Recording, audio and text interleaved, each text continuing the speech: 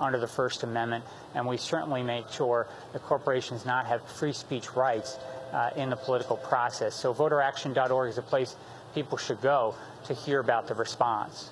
John Bonifaz, let's relate the issue of campaign finance back to what happened in Massachusetts and to the whole country. Talk about what happens now with the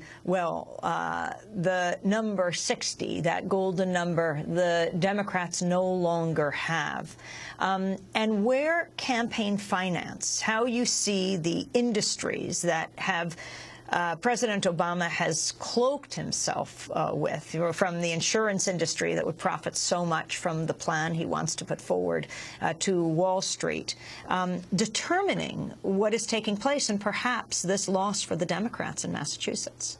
Well, absolutely. The fact is that we've got to return to people-centered politics, where people control the process, not corporations.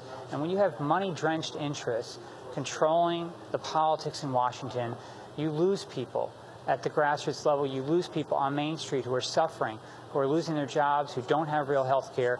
And so, having Wall Street control the way we define our politics in Washington, I think really makes it difficult for people like Martha Coakley, running as a Democrat here in Massachusetts, to prevail. No one should be looking at this as solely a race in which the candidate on the Democratic side made mistakes. There's no question she did. But the blame has to be shared with Democratic leadership in Washington that has not stood up on populist principles to stand up to corporate America. So from a campaign finance perspective, we've got to deal with how do we change our politics. And one major way we do that is shifting from a control of corporate-dominated interests to one in which we, the people, rule the process, and that's through public funding of elections, and it's also ultimately through challenging corporations being treated as persons under the First Amendment. And John, this issue of the 60 votes needed in the Senate, throughout the long period that the Republicans were in control of both the House and the Senate, you rarely heard about the need to get 60 votes to do anything.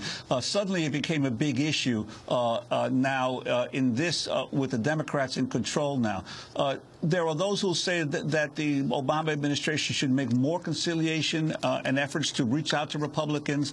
I'm sure that's going to be a major thrust of some of the tactics of the Democrats. But what about the issue of actually going to battle over the fact that the Democrats still have a majority in the Senate and force those Republicans, if they're going to filibuster stuff, to do it and wage a public campaign against them?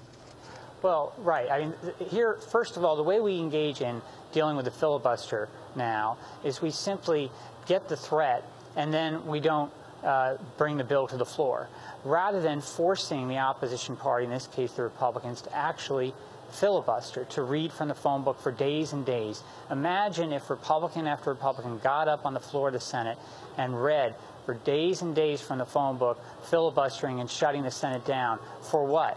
Because they don't believe in health care reform? That would change the debate. But in addition to that, we have to remember that Democrats control the Senate, they control the House, they control the White House. And with 51 votes, including Vice President Biden's vote, Democrats can work through the reconciliation process to get something passed. But that something has to be real reform. It ought to be something that stands on basic core principles.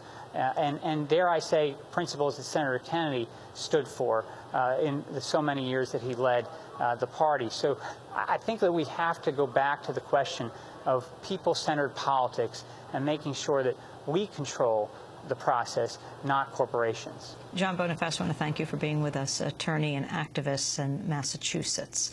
This is Democracy Now! We want to thank all the team that makes this broadcast possible, among them Mike Burke, Shrufado Cadus, Aaron Mata, Angela Comet, Steve Martinez, Nicole Salazar, Honey Massoud, Robbie Karen, Mike DeFilippo, Peter Curries, Miguel Aguirre, our engineer. Special thanks to Becca Staley, Nick Gilla, Julie Crosby, Karen Ranucci, Hugh Grand, Samantha Chambly, Jessel Noor, John Gerberg, Rakan Penny, Kellen Innocent, Vesta Godars. Tonight I'll be speaking at the Great Hall of Cooper Union, part of their event honoring 150 years of Cooper Union, with dramatic performances of the speeches there of Eugene V. Debs, Mother Jones, Emma Goldman, Norma Thomas. I will also be doing a report back on Haiti, 6:30 at the Great Hall, Cooper Union. I'm Amy Goodman with Juan Gonzalez.